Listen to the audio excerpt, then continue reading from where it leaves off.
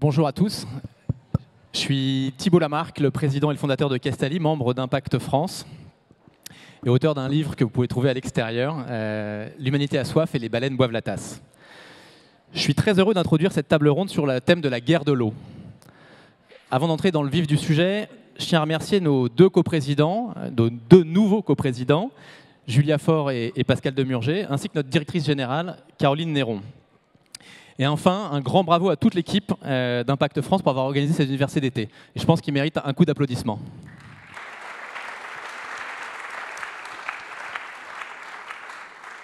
L'année dernière, j'avais eu le plaisir de vous parler de mon combat depuis presque 15 ans avec Castali. Grâce à nos fontaines microfiltrantes, on a évité près de 300 millions de bouteilles d'eau.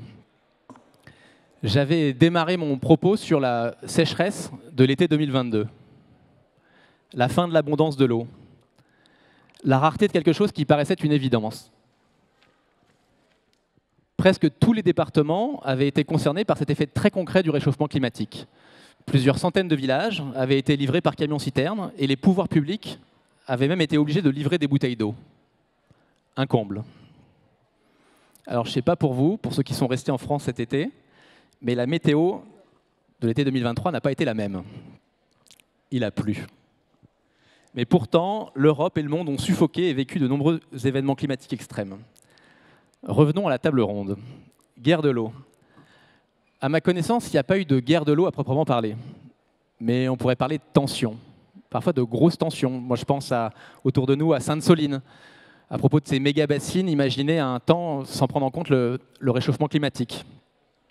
Je pense encore de tensions entre des embouteilleurs de bouteilles en plastique qui pompent dans les nappes phréatiques et des municipalités qui veulent préserver leurs nappes phréatiques. Et puis j'imagine que vous avez suivi les débats sur les Français fans des piscines individuelles et l'interdiction de construction de piscines et les difficultés de remplissage. Mais la question, c'est de savoir comment est-ce que nous apprenons à mieux anticiper ces problèmes pour éviter les tensions, à préserver la ressource, mais aussi à organiser son manque. À quel moment débranche-t-on le tuyau pour tel ou tel usage ? C'est un vaste sujet démocratique pour une économie de la paix. Mais au fond, qu'est-ce que c'est que l'eau ? À l'école, je me souviens de mes cours de physique. Je ne suis pas ingénieur. Une composition toute simple. Une molécule d'oxygène, 2 molécules d'hydrogène, H2O. De prime abord, quand on pense à l'eau, on pense à l'eau qu'on boit, l'eau du robinet, l'eau dans laquelle on se douche, l'eau avec laquelle on fait sa lessive. C'est assez dingue d'ailleurs de penser qu'on lave sa lessive avec de l'eau potable. Cette eau, elle est très rare, malgré les apparences. Et on distingue facilement, il y a plein d'autres types d'eau. On distingue facilement l'eau douce, c'est 3% du volume d'eau. Emma nous en parlera dans quelques instants. L'eau salée, 97%. On parle d'or bleu, mais n'oublions pas l'eau verte, l'eau contenue dans la biomasse. Moins d'eau, c'est aussi une qualité d'eau dégradée. On a découvert l'année dernière qu'un tiers des Français avaient bu une eau de qualité non conforme. On avait eu le malheur de chercher des molécules qu'on ne cherchait pas jusqu'à présent. Ça a l'air si simple d'avoir une eau de qualité. En 1988, Jacques Chirac nous promettait que nous pourrions nous baigner dans la Seine. 3 ans plus tard, eh bien 25 ans après, cet été, on a dû annuler 3 épreuves de natation dans la Seine pour cause de qualité d'eau dégradée. Alors, au-delà de la disponibilité, la qualité de l'eau sera cruciale et l'un des enjeux majeurs de notre siècle. Globalement, avant 2022, l'eau n'était pas du tout un sujet. On n'en parlait pas dans les médias, ou plutôt pas beaucoup. Avant Castali, j'ai travaillé pendant quelques années chez Veolia Environnement, un des géants du secteur. Et je dois dire qu'en 2008, je regarde Anne, avec la remunicipalisation de la distribution de l'eau de Paris, sous la houlette de sa présidente Anne Lestrade, Eau de Paris avait fait la une des médias, mais aussi chez Veolia, qui avait perdu le contrat. Par ailleurs, depuis 12 mois, pas une journée sans que les médias ne parlent de cette crise de l'eau. Et je suis très heureux de voir que Emma Aziza, une hydrologue, est devenue une habituée des plateaux télé pour évangéliser l'opinion. Alors je suis très heureux aujourd'hui de vous accueillir toutes les deux grandes spécialistes de l'eau. Emma Aziza, tu es chroniqueuse sur France Info, tu es hydrologue, tu es aussi entrepreneur. Anne Lestrade, tu es l'ex-présidente de Haute-Paris, tu es consultante pour l'ONU et tu organises également une résidence de travail aux gouvernances et territoires au festival Agir pour le vivant. Bonjour à toutes les deux. Bonjour. Il y a 2 objectifs aujourd'hui. Mieux comprendre les enjeux de l'eau et puis donner des pistes de changement pour nous, les entreprises, mais aussi pour les politiques et pour les particuliers. Je pense que la salle pourra poser des questions. Il y a un code barre qui devrait apparaître quelque part. Alors, on va démarrer avec toi, Emma. Tu es hydrologue. Est-ce que tu pourrais nous faire un panorama du problème de l'eau en 2023 ? Alors, le problème de l'eau en 2023, c'est autant le problème de l'eau d'ici que de l'eau d'ailleurs. Et cette eau d'ailleurs, eh bien, on en est aussi largement responsable, puisque derrière toutes nos consommations, derrière tous les produits que vous pouvez retrouver dans tout magasin, dans tout supermarché, eh bien, en réalité, se cache de l'eau. Et tous autant qu'on est ici, dans cette salle, eh bien, on consomme en moyenne entre 5 000 et 7 000 litres d'eau par jour. Alors, vous allez peut-être me dire, mais non, moi, je prends une douche, je ne prends pas un bain. Mais malgré tout, eh bien, en réalité, cette eau-là, c'est l'eau déjà que l'on mange, puisque avant tout, eh bien, nos aliments ont besoin, pour 1 kilocalorie, en moyenne, on a besoin d'1 litre d'eau. Et plus cette part de calories va être carnée, eh bien, plus elle va avoir besoin d'eau derrière. Donc il y a ce problème aujourd'hui, et si on trace le portrait de 2023, eh bien, c'est aujourd'hui des territoires qui sont en train de, certes, suffoquer un peu partout dans le monde, à l'image de l'Iran qui s'est arrêté net pendant 2 jours à 52 degrés. Ces 50 degrés se rapprochent de plus en plus de la France, et pourtant on a connu une France très contrastée, avec beaucoup de pluies qui ont traversé la métropole au nord, et à la fois eh bien, des sécheresses qui continuent à s'accentuer au sud. On a pu voir en France à quel point des territoires entiers comme les Pyrénées-Orientales étaient à rien d'arriver devant un mur. C'est quoi un mur ? Eh bien, c'est le fait de ne plus pouvoir alimenter en eau ses habitants. C'est une confrontation entre des usages. C'est le fait, à un moment donné, de mêler des acteurs économiques qui tous ont besoin de cette eau pour survivre, que ce soit les acteurs touristiques, les acteurs agricoles, mais surtout le premier utilisateur de l'eau qu'on a toujours tendance à oublier, qui est le milieu naturel. Et celui-ci, eh bien, on l'oublie partout dans le monde. Et quand on trace un portrait de tous nos continents, ce dont on s'aperçoit, c'est qu'on est en train de perdre cette eau de nos continents. Cette eau de surface, c'est de plus en plus visible. Des études viennent clairement nous dire qu'on a perdu plus de 50% de tous nos lacs dans le monde. On a plus de 50% aussi de nos fleuves et nos rivières qui sont en train de mourir sous nos yeux et qui, au moins pour la moitié, une fois dans l'année, se retrouvent totalement à sec. Donc des fleuves qui s'écoulaient toute l'année et qui s'écoulent de moins en moins. Et s'ils s'écoulent moins, c'est parce que sur leur passage, eh bien, ils vont servir de nombreux usages. Ils vont servir bien sûr l'irrigation agricole, ils vont servir les industries, ils vont servir les mégalopoles, et toujours au détriment d'autres utilisateurs.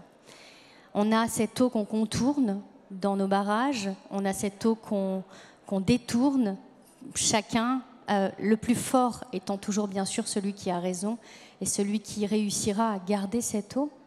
Et à la fois, eh bien, il y a peut-être une eau qu'on ne voit pas, qu'on ne regarde pas, et pourtant c'est une bombe à retardement qu'on a enclenchée sur des pays entiers. Cette eau, c'est l'eau de nos milieux souterrains. Ces aquifères souterrains, on peut avoir des nappes phréatiques, c'est-à-dire des nappes qui sont en lien directement avec des rivières. Et il faut savoir que lorsque vous voyez passer des rivières alors qu'il ne pleut pas, eh bien cette eau, elle vient de l'eau de la nappe. Et donc, si vous prélevez l'eau de cette nappe, dans des périodes où elle en a besoin pour se recharger, pour ensuite alimenter ces rivières et ces fleuves, eh bien, ce sont des fleuves qui se retrouvent complètement condamnés à sec. Et c'est toute une chaîne trophique, toute une biodiversité qui se retrouve à l'agonie.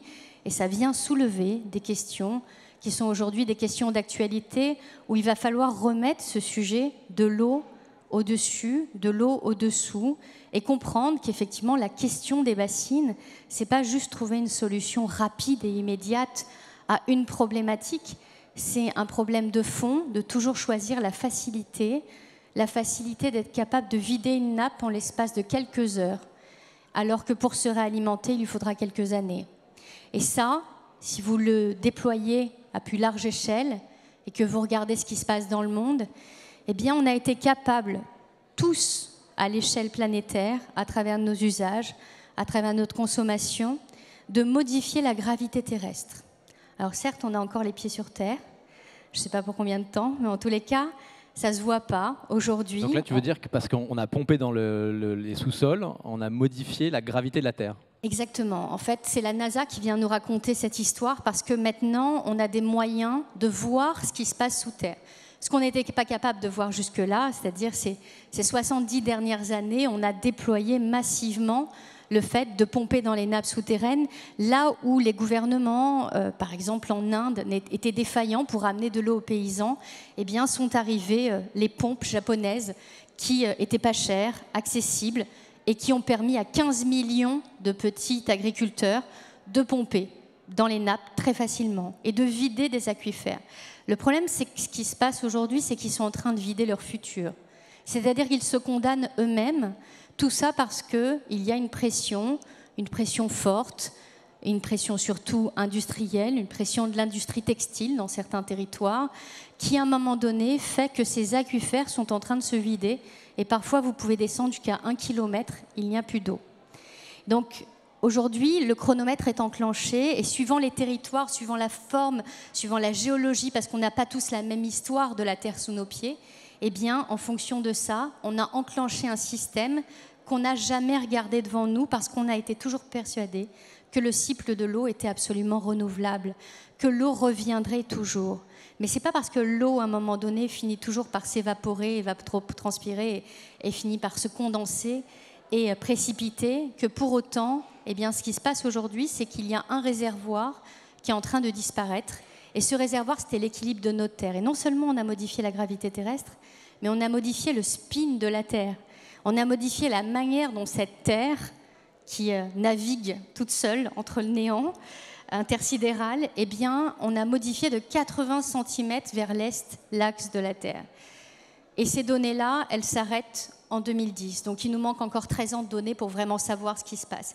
Et donc, ça doit peut-être nous interroger sur ce qu'on est capable de faire sur cette planète et sur le fait qu'il faut continuer à regarder en haut, parce que bien sûr, les émissions de gaz à effet de serre sont absolument un curseur essentiel qu'il faut qu'on observe. Et d'ailleurs, à l'augmentation de température, eh bien, vous avez la première conséquence, c'est une accélération du cycle de l'eau. Mais maintenant, il va peut-être aussi falloir regarder sous terre, parce que c'est notre avenir qui se joue. Et là, on parle de 5 à 10 ans dans de nombreux pays. Bon, alors ce que je comprends, c'est qu'on s'est bien pompé, on s'est pompé l'eau.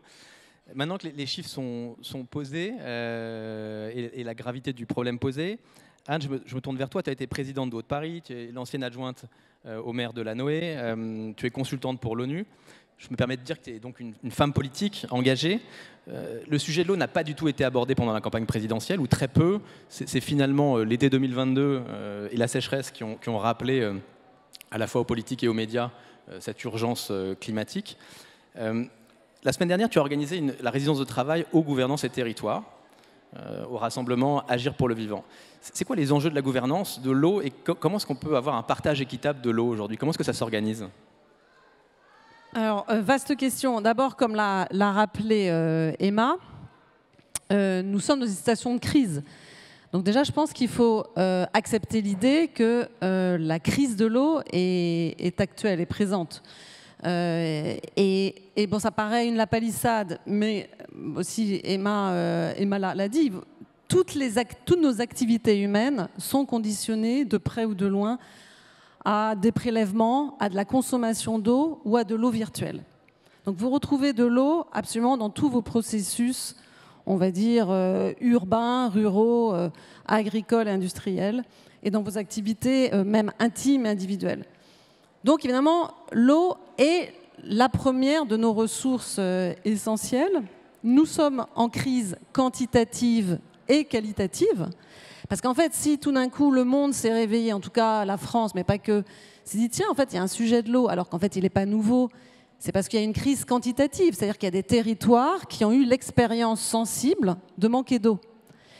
Mais la crise qualitative de l'eau, elle est là depuis des années. Les pollutions diverses et variées, à cause des usages agricoles, d'usages industriels, d'usages domestiques aussi.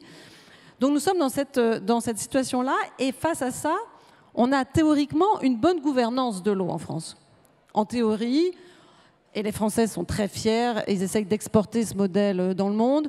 On a les agences de bassin avec les comités de bassin, un ensemble d'instances diverses et variées, avec les comités de bassin, avec les commissions locales de l'eau, les SDAGE, les SAGE, énormément de programmes, d'initiatives. Donc en fait, on ne manque pas d'instances, on ne manque pas, je dirais, de modèles théoriques de bonne gouvernance. Or, les tensions ne font que s'accroître. C'est les méga-bassines, mais ce n'est pas seulement les méga-bassines. C'est une lutte pour les microprocesseurs, enfin pour une usine de microprocesseurs qui s'installe dans la vallée de l'Isère. C'est une lutte sur l'eau dans les montagnes alpines autour des activités touristiques. On a déjà et on aura de plus en plus de tensions, je ne dirais pas de guerre, mais c'est sûr, de tensions et de conflits sur la répartition des usages. Et donc face à ça, il faut bien qu'on se réinterroge sur le modèle et la bonne gouvernance. C'est pour ça qu'à Agir pour le vivant, depuis 2 ans, on est quelques-uns et quelques-unes. Vous étiez toutes les deux voilà, la semaine dernière ensemble. À réfléchir à ce que pourrait être un nouveau modèle de gestion de l'eau. Et après, il n'y a pas de martingale. Ce qui paraît assez évident, c'est qu'il faut retrouver un dialogue territorial autour de l'eau. Ça, moi, j'en suis absolument convaincue. L'eau, en fait, est un enjeu de pouvoir qui est un non-dit, parce que l'eau a souvent été, on va dire, captée ou par les techniciens, les purs techniciens de l'eau, ou par les grandes boîtes. Et je pense que le fait que ça a été géré essentiellement par des grandes multinationales de l'eau, du coup, ça, et je l'ai expérimenté moi-même, parfois empêché qu'il y ait un vrai débat sur la gestion de l'eau en France, par les grandes boîtes, par des lobbies agricoles. Je pense que là, vous avez compris qui je visais. Et en fait, on n'a pas en fait de débat public et politique sur les territoires. Et je pense qu'il faut retrouver ça au niveau des collectivités locales. L'État doit retrouver aussi son rôle et son juste rôle. C'est-à-dire qu'il doit y avoir une vision déclinée nationalement, ce qui n'est pas le cas. Le dernier plan national de l'eau, en réalité, pour moi, ne propose pas de vision. Tu parles du plan eau du gouvernement annoncé cet été ? Le gouvernement ne propose pas de réelle vision sur l'eau, voire à une approche très techno-solutionniste. Et je pense que ça, c'est aussi, par exemple, une impasse. Il ne faut pas considérer qu'on va pouvoir répondre à la crise de l'eau par de nouvelles ressources additionnelles. Ça, si on continue, en fait, si on continue à penser les crises de l'eau et la gestion possible de l'eau dans l'ancien modèle, ça ne marchera pas du tout. C'est-à-dire que l'ancien modèle, c'est quoi ? On va essayer de continuer les usages tels qu'ils sont déjà présents et on va essayer de rajouter, on va dire, de l'eau. Donc, c'est la réhute, c'est la désalinisation de l'eau de mer. Et je ne dis pas que ce n'est pas intéressant dans certains contextes. Donc, moi, je n'ai pas de problème à dire qu'il peut y avoir des techniques et des technologies innovantes et intéressantes. Donc là, du coup, je m'adresse à vous, le monde de l'entreprise. Donc, il y a encore des marges de progression, évidemment, sur des innovations, on va dire, impactantes sur l'eau. Mais, et là aussi, je m'adresse à vous, avant d'imaginer quoi que ce soit, pensez le modèle. C'est-à-dire, si on en est, je le redis, à dire, tiens, en fait, on va continuer à avoir les mêmes répartitions de l'eau, qui est inégalitaire, des usages qui, en gros, ne sont pas soutenables, mais on va trouver la bonne technologie pour ce faire, ça ne marchera pas. Par exemple, les méga-bassines, c'est une maladaptation.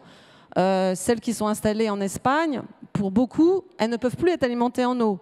Donc ça, on ne peut plus penser l'eau dans le court et le moyen terme. On est obligé de penser l'eau dans le long terme. On est obligé de penser l'eau avec l'ensemble des usages et l'ensemble des acteurs. Et donc ça, il faut penser tout, on va dire tout le cycle de l'eau. Et donc c'est du coup accepter aussi une forme de complexité du monde de l'eau, le rendre visible, le rendre sensible, avoir parfois une certaine humilité pour voir ce qui marche et ce qui ne marche pas, et avoir cette, comment dirais-je, ce courage et cette audace de se dire, c'est peut-être le moyen, aujourd'hui, puisque nous sommes en crise quantitative et qualitative, à partir de l'eau, de repenser ce que pourrait être un aménagement du territoire, de nouvelles pratiques agricoles, quel usage industriel, quelles sont nos priorités, comment on veut aussi repenser le paysage au festival. Et après, je m'arrête je m'arrête là juste après. Mais à Arles, ce qui est intéressant, c'est qu'on a fait une visite de terrain en Camargue. La Camargue, elle est menacée. Son existence est menacée, la Camargue. C'est pas seulement un territoire, c'est une identité, c'est une culture. Et c'est aussi une culture de l'eau qui n'est pas encore dite. Eh bien, là aussi, quand on prend l'exemple de la Camargue, il y a des enjeux de l'eau extrêmement forts et qui ne peuvent se poser, et en tout cas qui ne peuvent trouver une résolution qu'en réinventant un dialogue territorial avec l'ensemble des habitants et des usagers sur ce territoire. Et je m'arrêterai là.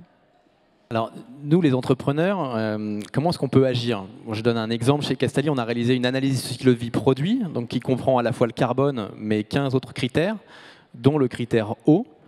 Comment est-ce qu'on peut finalement économiser? Je sais qu'il y a dans la salle des marques de vêtements, des marques d'alimentation.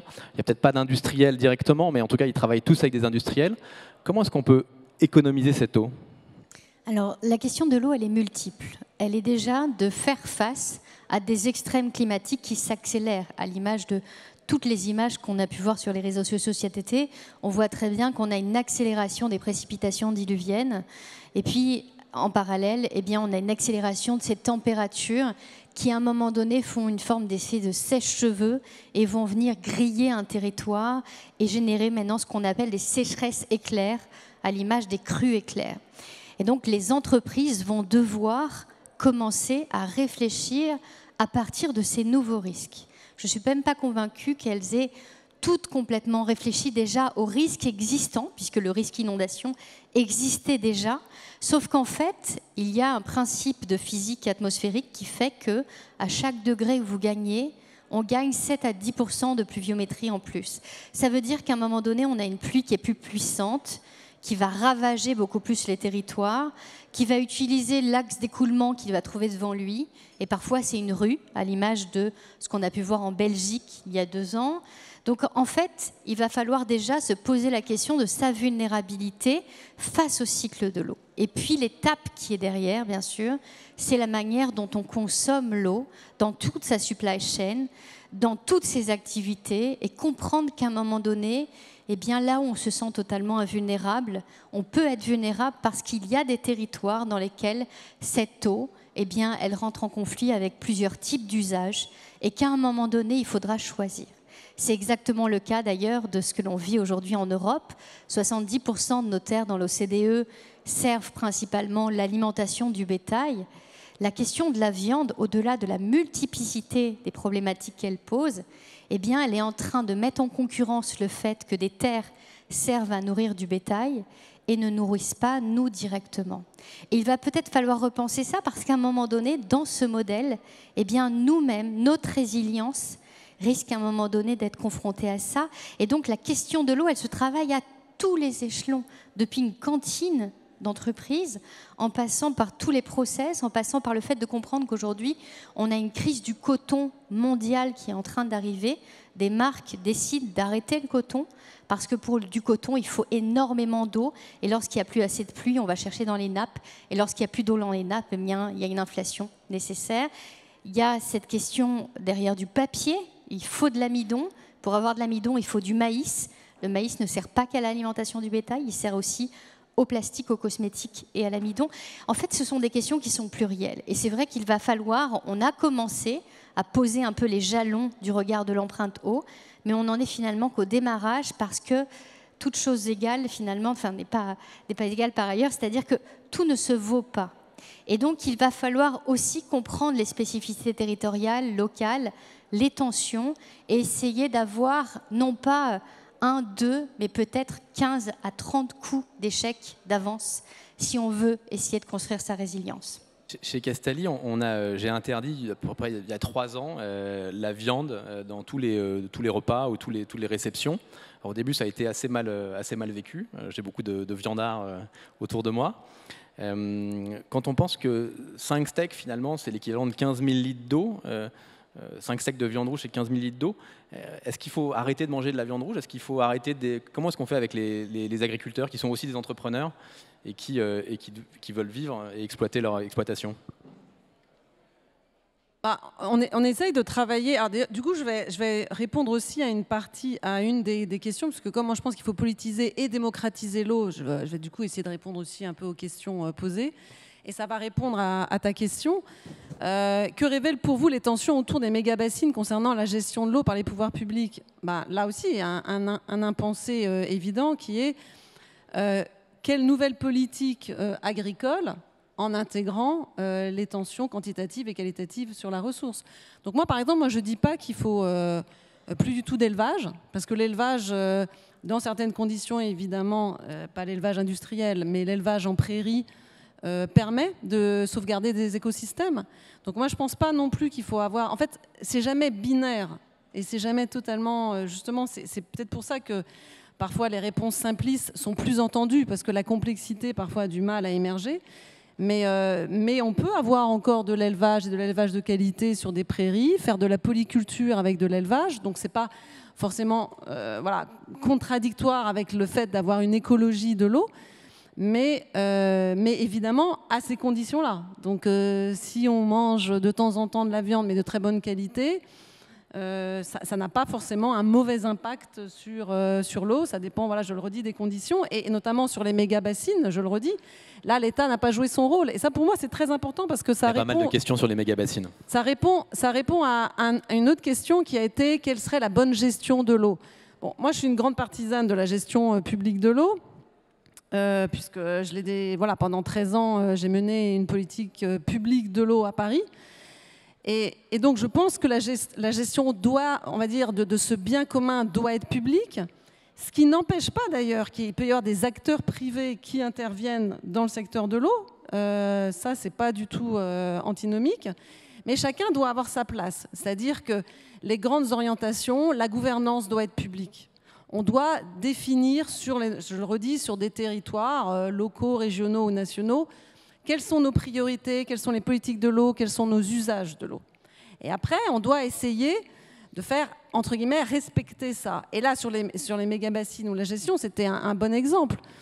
Très souvent, par exemple, l'État, comment dirais-je, s'évertue parfois à contourner les réglementations que, par ailleurs, il cherche à mettre en place. Et donc, l'État ne doit pas être partie prenante pour certains acteurs, il doit être garant de l'intérêt général. Et les méga-bassines, par exemple, l'État est partie prenante. Et si on veut avoir une bonne gestion de l'eau agricole, eh bien, il faut non seulement un État neutre, mais garant de l'intérêt du plus grand nombre. Et donc, pour terminer là-dessus, sur la politique agricole, Haute-Paris a été très innovant, et ça peut être accompagné par des acteurs privés, notamment agricole, a été très innovant sur des nouvelles pratiques et sur la préservation de la qualité de l'eau sur les champs captants. Donc on peut avoir un nouveau modèle agricole avec des acteurs économiques et qui répondent aux enjeux d'eau qualitatifs et quantitatifs. Les champs captants, juste pour c'est là où on prélève, c'est là où on pompe l'eau dans les nappes, pour faire simple. Il y a une question sur le prix de l'eau, moi qui est un sujet que j'aime bien. On est à peu près à 4 € en moyenne le mètre cube, donc c'est 4 € les 1000 litres. On le voit, c'est beaucoup moins cher qu'une bouteille d'eau, moi qui est mon dada. Mais finalement, 4 € les 1000 litres, c'est pas grand-chose. Est-ce qu'on n'a pas besoin d'investir plus sur le traitement de l'eau contre les pollutions chimiques et plastiques, et puis le traitement des eaux usées, donc avant de rejeter nos eaux usées dans la nature, est-ce qu'on n'aurait pas besoin de les dépolluer plus fortement? Tout ça, ça reviendrait à investir massivement, donc ça ferait sans doute beaucoup de boulot et beaucoup d'entreprises à créer pour les entrepreneurs. Mais est-ce qu'il ne faudrait pas augmenter le prix de l'eau? Alors, je pense qu'il y a une vaste question qui est le fait qu'effectivement, il y a de nouveaux modèles économiques qui sont en train de naître actuellement parce que le prix de l'eau a de fait augmenté, tout simplement parce que le prix de l'énergie a augmenté. Et pour pomper de l'eau, il faut de l'énergie. Donc ça, c'est la première chose. La deuxième strate, c'est comment, à un moment donné, on redonne une valeur à l'eau alors qu'il va falloir moins en consommer. Et la logique française est que l'eau paye l'eau. C'est-à-dire que si vous avez une collectivité qui se retrouve avec tous ses habitants qui décident d'être tous extrêmement éco-responsables et qui, à un moment donné, baissent de 80% la ressource en eau, ça baissera de 80% leur rentrée. Or, ces rentrées-là, elles servent notamment à réalimenter, en fait, à continuer à essayer de rendre efficace, efficient tout le réseau. Donc, en fait, c'est une question qui est extrêmement multiple et on se rend compte qu'il y avait jusque-là un frein à éviter. En fait, c'était très sympathique de demander à chacun de prendre une douche, mais dans la réalité des faits, si on voulait vraiment être efficace, si on voulait avancer partout comme on l'a fait dans les Pyrénées-Orientales, eh bien, on pourrait tous massivement économiser de l'eau. Et on voit très bien qu'il y a des modèles qui ne peuvent plus exister. Sauf qu'il faut continuer à payer un modèle de l'eau potable. Et il faut en plus se réconcilier avec l'eau potable. Et je rebondirai peut-être là-dessus et sur le modèle que tu as développé, qui est, à mes yeux, un des modèles qui est essentiel. Il fallait des acteurs, à un moment donné, qui viennent nous réconcilier avec l'eau potable, avec l'eau du robinet. On en a besoin. Et on a besoin surtout, on peut pas, à un moment donné, quand on est face à une eau d'Évian, enfin, pour citer Évian, mais on pourrait tout citer d'ailleurs, une eau minérale où on a été matraqué depuis 30 ans de pubs permanentes, où on est persuadé qu'on va devenir jeune et en bonne santé en pouvant la boire. Et en parallèle, quand on a une eau avec du chlore, eh bien, effectivement, il y a un vrai problème à un moment donné, parce que en fait, on n'a pas envie de cette eau-là. Et pourtant, il existe des solutions. Et je pense que c'est en train de montrer un modèle qui va vers une nouvelle voie, qui nous réconcilie avec l'eau locale, qui arrête un modèle qui, à un moment donné, trouve sa fin. C'est-à-dire que, très clairement, on voit que la source Perrier a été en grande partie atteinte l'année dernière parce que dans le Gard et parce que très touchée par les sécheresses. Vittel, Volvic, au fur et à mesure, partout, on voit qu'il y a une eau qui se réduit comme peau de chagrin. Et pour autant, eh bien, on ne peut plus, à un moment donné, penser le monde avec des bouteilles d'eau qui traversent le monde, justement, avec du plastique derrière. Donc, je crois que ça va devoir nous interroger. Et je voudrais rebondir peut-être sur ce que disait Anne tout à l'heure, sur le fait que le vrai problème qu'on a dans la gestion de l'eau, c'est la vitesse. C'est-à-dire qu'aujourd'hui, on a une accélération sur la France. France, pays tempéré, pays qui n'a jamais manqué d'eau, est aujourd'hui le pays qui se réchauffe le plus rapidement dans le monde. 20% plus vite que le reste du monde, 50% plus rapidement que ce que prévoyaient les modèles. Si on ne comprend pas à quel point cette vitesse s'est accélérée, et ce n'est pas parce qu'on a beaucoup d'eau au départ que derrière on peut penser pérenniser et penser à 2050 et 2100 sereinement, il va falloir penser différemment parce que l'année dernière, dans les Hauts-de-France, qui n'est pas un pays connu pour les pires sécheresses et les plus grands taux d'ensoleillement, eh bien, en l'espace d'un an, on a vidé les nappes de 70%. Donc nos nappes peuvent être très vulnérables et on voit très bien à quel point c'est tout un modèle de société qu'il va falloir réinventer. C'est Louise qui me fait des grands signes de bras. Donc je pense qu'on va terminer là-dessus. Un grand merci à toutes les deux. Et on va... Non, juste... on va signer une... Voilà, alors un petit coup de pub pour Anne et pour moi. On peut se retrouver à l'extérieur de la... Et on pourra répondre à vos questions, parce qu'il y avait plusieurs questions intéressantes sur les pollutions et autres, sur le modèle de financement à inventer. Donc là, on nous chasse de la salle, mais on peut se retrouver à l'extérieur avec nos 2 livres pour une dédicace. Donc on va signer nos livres sur les questions d'eau. Et merci à vous, en tout cas. Merci à tous. Merci.